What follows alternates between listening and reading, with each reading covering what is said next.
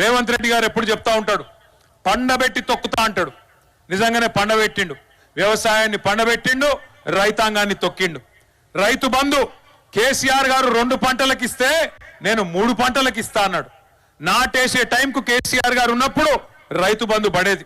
ఒకసారి కాదు, 2 సార్లు కాదు, 11 సార్లు 70 లక్షల మంది రైతుల ఖాతాల్లో 73,000 కోట్ల రూపాయలు జమ చేసిన నాయకుడు ఎవరు? కేసీఆర్ గారు. కానీ ఈ మునగాడు ఎన్ని మాటలు చెప్పిండు ఆ రోజు? 2 పంటలకు ఇస్తారా, 3 పంటలకు ఇయ్యాల రైతు బంధు అన్నాడు. 2 పంటలకేనా, 3వ పంటకి ఇయ్యవా అని నిలదీసిండు. 10,000 15,000 ఇస్తా అన్నాడు. ముష్టేసినట్టు 10,000 ఇస్తావా, మా సోనియమ్మ మీద ఒట్టు 15,000 ఇస్తా అన్నాడు. మరి ఇలా సోనియమ్మ మీద ఒట్టేసినావు కదా, ఇచ్చినవా 15,000?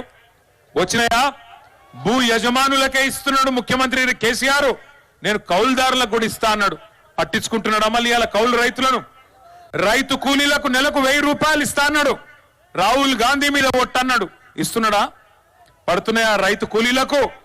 ఆలోచించండి ఎన్ని అబద్ధాలు. కేసీఆర్ గారు